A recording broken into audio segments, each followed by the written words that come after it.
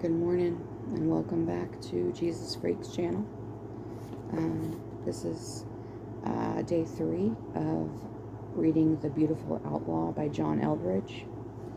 And that's The Beautiful Outlaw by John Eldredge. I'm doing a chapter a day until I have completed the book because I've been reading it for way too long and haven't finished it. And by way too long, I mean about 2 years. There are 17 chapters, so that's barely more than 2 weeks. And I pray that you guys enjoy it and get as much out of it as I have, and I do. Chapter 3 is Jesus Really Playful. Our golden retriever has invented a game he plays by himself. Oban will find in the yard the largest rock he can carry, gingerly bring it to the top of the hill where he drops it. Then, positioned uphill of the rock, he gives it a little nudge with his nose, sending it bouncing down like a rabbit, trying to get away and him bounding after. Then he pounces, which of course ends the chase, so he'll release his prize, send it off with another push, dash down after, crashing through the bushes, nudging it along to give it speed, then seizing it with another pounce. He'll lie there triumphantly for a moment or two, panting, a lion with its prey between its paws, till he gets that wild look in his eye and starts the whole game over. It makes us laugh every time.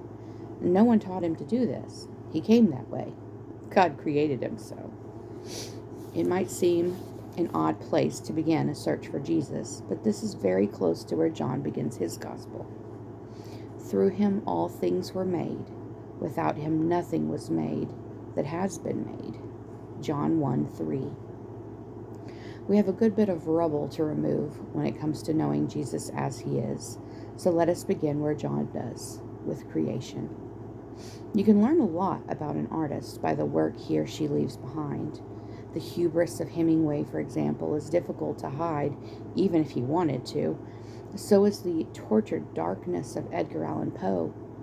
The whimsy of Chagall shimmers through his paintings, as does the radiant genius of Van Gogh.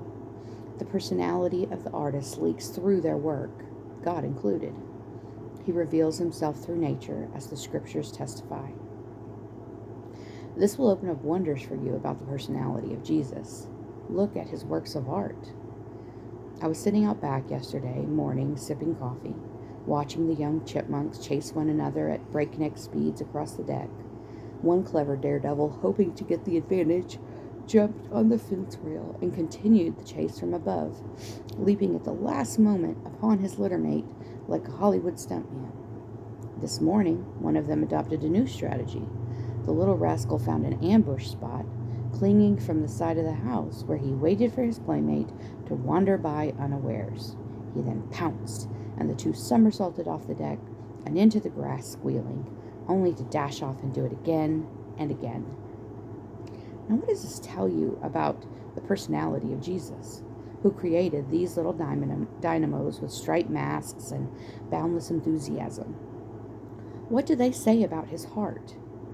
Polar bear cubs will hurl themselves down snowy hillsides head first and upside down just for fun. Spinner dolphins love to romp in the bow wake of a boat, cavorting, leaping into the air, and, spinning. Otters play tag. Our horses play tug-of-war with a stick, which is really quite funny when you think of how nobly a horse normally likes to carry himself.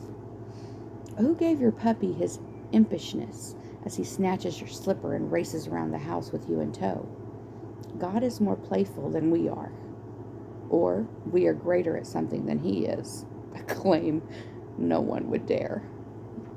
My boys are in their late teens now, and as such, it is easy to get them to do some chores as it is to coax ketchup from a bottle. Several days ago, we badgered them into cleaning the windows. Come dinner time, our family seated around the table. The brothers began, as all brothers do, to give each other grief about the day's work. Sam and Luke had each taken halves of a divided window in the dining room. Sam was now bragging about how much cleaner his side was, appealing to the evidence like a trial attorney. We turned our attention. We turned our attention toward the window in question. At that exact moment, a robin smacked into Luke's pane, fell to the ground stunned, shook itself, and flew away. We looked at one another, mouths open, eyebrows raised, and burst into laughter. Nature had voted. God had voted. His timing could not have been richer. Whose window is clean?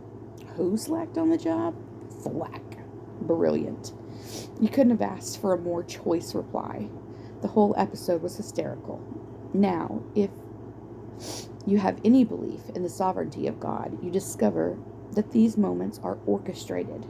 Not a sparrow hits a window without your father knowing it, or something like that. Haven't you seen something in nature that made you laugh? Perhaps you did not make the connection, that you were meant to laugh, that it was God who made you laugh, that he laughed with you. Now you know something very important about Jesus.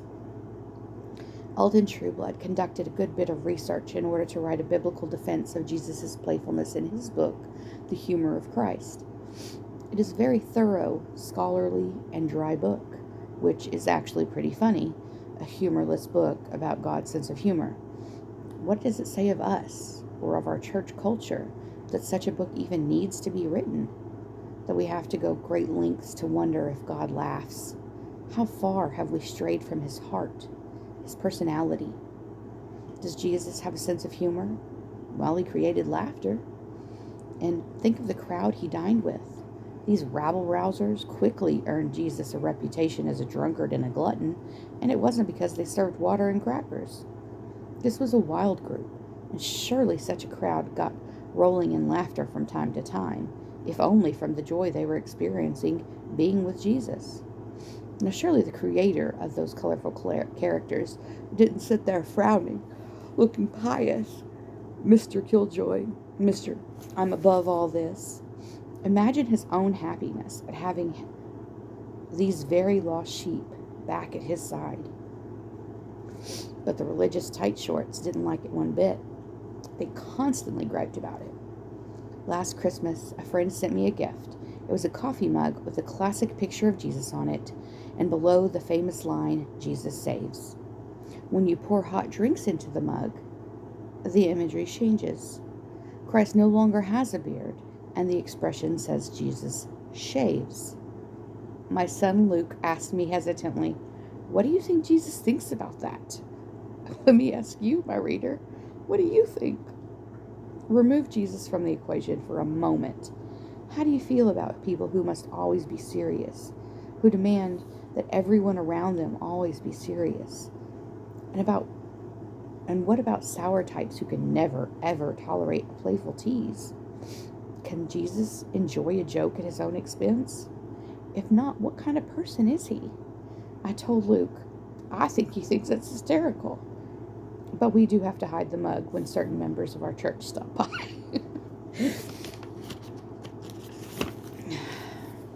Laughter is from God. This one quality alone might save us from the religious veil that forever tries to come in and cloud our perception of Jesus. Keep in mind now, Isaac means laughter. And who was it that gave him this unforgettable name? It was the Lord.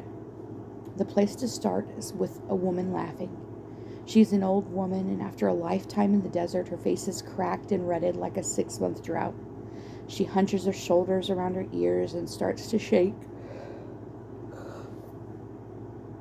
She squinties her eyes shut, and her laughter is all china teeth and wheeze and tears running down as she rocks hard back and forth in the kitchen chair.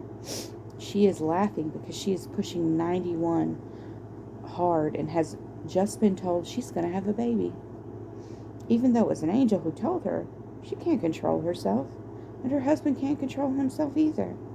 He keeps a straight face for a few seconds longer than she does, but by the end, he's cracking up too. The old woman's name is Sarah, of course, and the old man's name is Abraham, and they are laughing at the idea of a baby's being born in their geriatric ward and Medicare's picking up the tab. They're laughing because the angel not only seems to believe it, but seems to expect them to believe it too. They're laughing because with part of themselves they do believe it. They're laughing because if by some crazy chance it should just happen to come true, then they really would have something to laugh about. Old enough to be great-grandparents, Abraham and Sarah are swapping the walker for a stroller, and it's just too much. The arthritic patriarch and his wrinkled wife try to hide their laughter from the living God. He seals the humor of the whole thing himself by naming Isaac for them. Laughter. After all, it was God who gave us a sense of humor. Do you really think Jesus came to take it away? Maybe if we allow Jesus the playfulness we see in his creation, we can then see him at play in the Gospels. Perhaps it will help us unlock some of the otherwise perplexing stories. After Jesus and his disciples arrived in Capernaum, the collectors of the 2 drachma tax came to Peter and asked, "Doesn't your teacher pay the temple tax?" "Yes, he does," he replied. And when Peter came into the house, Jesus was the first to speak. "What do you think, Simon?" he asked. "From whom do the kings of the earth collect duty and taxes? From their own sons or from others?" "From others," Peter answered. "Then the sons are exempt." Jesus said to him, "But so that we may not offend them, go to the lake and throw out your line. Take the first fish you catch, open its mouth, and you will find a 4 drachma coin. Take it and give it to them for my tax and yours." Matthew 17:24-27. What? This is a mighty strange little story. Why in the world does Jesus send Peter off on a quest right out of an Irish fairy tale? The apostle and the salmon of gold. We're talking about a few dollars here. What is with the fishing trip? If you remove the actual personality of Jesus from the scene and insert that religious, ethereal, ghost-like personality gazing off into realms unknown, the image of Christ conjured up by so many paintings and Sunday school art, you wind up with some pretty bizarre interpretations. That the open mouth of the fish, as one commentator has it, represents the open hearts of people who will receive the gospel as Peter becomes, after the resurrection, a fisher of men, an exercise of hermeneutical contortion worthy of Cirque du Soleil. Contorted interpretations based upon religiously bizarre images only serve to push Christ further off into the ethosphere. "And by their fruit you shall know them," warned Jesus. See Matthew 7:16. But with his personality front and center, these stories take on a richness we have missed. Peter has taken an enormous risk hitching his wagon to Jesus. The little band of minstrels have passed the raised eyebrow stages and are about to enter the period of opposition to Christ, the pitchforks and torches stage. Peter is confronted by the elders of his own village with a troubling question. He comes into the house visibly shaken and sees his master standing at the counter chopping vegetables. There's a moment of silence while the pang of doubt shoots through his mind. Perhaps the master is not as righteous as we thought. He does not seem to keep the law. Jesus does not look up. He simply says, "What do you think, Simon?" "Well, I tell you what I need you to do." And he sends the fishermen fishing. He gives them time to sort things out. He shows them there are higher laws to live by. Jesus has a sense of humor. Without a deep confidence in that, the story is simply bizarre. But with that understanding, it is a beautiful, very human, and also immensely funny story, the fruit of which is only to make us love him more. "And you shall know them by their fruit." Here's another wonderful moment when Jesus' tone of voice means everything. The next day, Jesus decided to leave for Galilee. Finding Philip, he said to him, "Follow me." Philip, like Andrew and Peter, was from the town of Bethsaida. Philip found Nathanael and told him, "We have found the one Moses wrote about in the law, and about whom the prophets also wrote, Jesus of Nazareth, the son of Joseph." "Nazareth? Can anything good come from there?" Nathanael asked. "Come and see," said Philip. And when Jesus saw Nathanael approaching, he said of him, "Here is a true Israelite, in whom there is nothing false." "How do you know me?" Nathanael asked. Jesus answered, "I saw you while you were still under the fig tree before Philip called you." And then Nathanael declared, "Rabbi, you are the Son of God. You are the King of Israel." And Jesus said, "You believe because I told you I saw you under the fig tree? You shall see greater things than that." John 1:43-50. These guys are meeting Jesus for the first time. Keep in mind now that Jesus knows what is about to unfold. All that these lads will be swept up into, feeding the 5,000, commanding the storm to cease, raising Lazarus from the dead. And Nathanael says, "How in the world do you even know me? We've never seen each other before." Jesus says casually, "Oh, I saw you under the fig tree before Philip came to get you." And Nathanael hits his knees. "You are the Son of God, the King of Israel." And Jesus' response is priceless. "You believe because I told you I saw you under the fig tree?" There has to be a couple of raised eyebrows and a suppressed smile on his face. "Wow, you're easily impressed." And then, knowing what Nathanael is going to behold, he has to chuckle just a bit when he says, "Oh, you'll see greater things than that." I'm remembering a story from last summer. My sons and I were on the first leg of a 5-day backpacking trip into the wilderness area we'd never visited before. We'd been on the trail only 45 minutes or so, but already I am bringing up the rear. I am the old goat now. I'm looking around, taking in the sights, when I notice moose sign on the trail. Droppings, tracks. Not fresh, but still, it didn't even cross my mind that we might be in the moose country. I love moose. Seeing one is a celebration for me. With a hesitant hopefulness, I prayed, "Wow, Jesus, it'd be awesome if we could see a moose sometime during this trip." I'm thinking several days from now, once we're into the backcountry, and maybe then only from a mile away. Jesus immediately was deadpan. "You will. Count 1001, 1002, 1000, bam. There in front of us, 60 yards away, is a moose grazing in the meadow." His comic timing could not have been more exquisite. Recalling Jesus' playfulness with the guys when he did a take 2 of the miraculous catch, have another look at the classic Emmaus Road story. Now that same day, Resurrection Sunday, 2 of them were going to a village called Emmaus, about 7 miles from Jerusalem. They were talking with each other about everything that had happened, and as they talked and discussed these things with each other, Jesus himself came up and walked along with them. But they were kept from recognizing him. He asked them, "What are you discussing together as you walk along?" And they stood still, their faces downcast, and one of them, named Cleopas, asked him, "Are you only a visitor to Jerusalem, and do not know the things that have happened here in these days?" "What things?" he asked. Luke 24:13-19. Pause. You gotta be kidding. Here are 2 of Jesus' disciples, as grief-stricken as human hearts can be. They think he's dead. They think it's all over. If any moment cried out for good news from Jesus, it was this one. And yet, again, how casually he enters the scene, this time as a traveler with a flight to catch.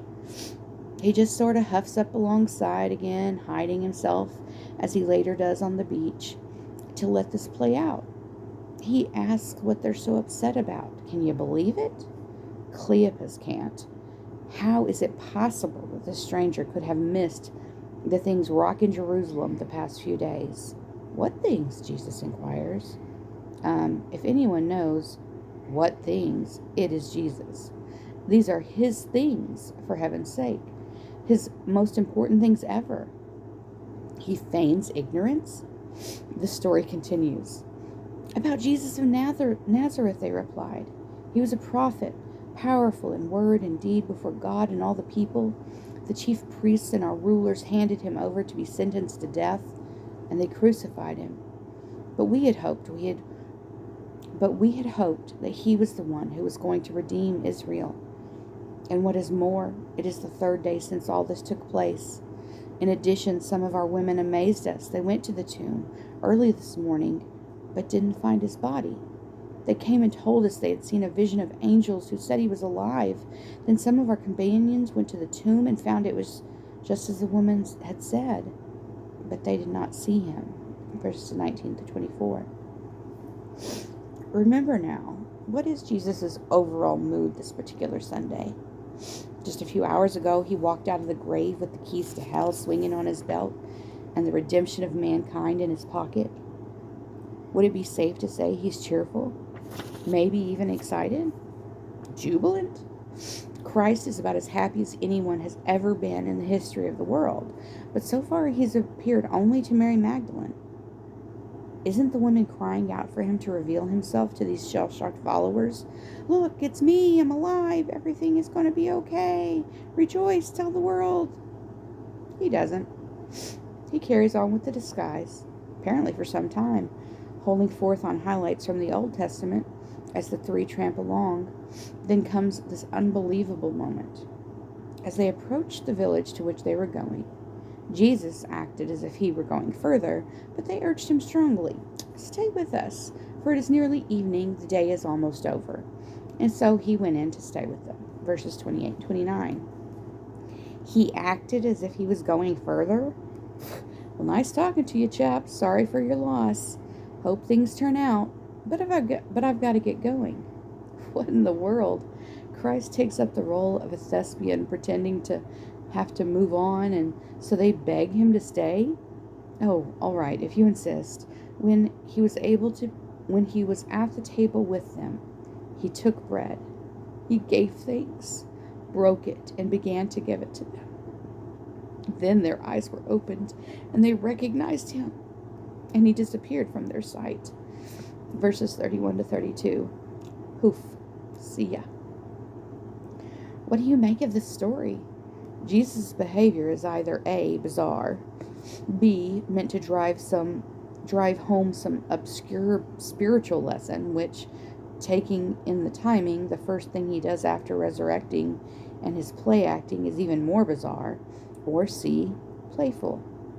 Given that this is the God of a playful creation, on his resurrection morn, he who has been so playful with his followers in their years together, whom we see playing the inside joke on his closest friends a week from now, I'm putting my money on playful. How have we missed this? Ask yourself, is this the Jesus of my friends, my church? Is this the Jesus we pray to? Is this what I look to experience from Jesus? And that is chapter 3, y'all. I hope that you'll join me again tomorrow for chapter 4, Fierce Intention. As again, you can find me on YouTube at Jesus Freaks, GZSFRKS. And I'll also be sharing to Facebook every day. Thank you so much and love you guys.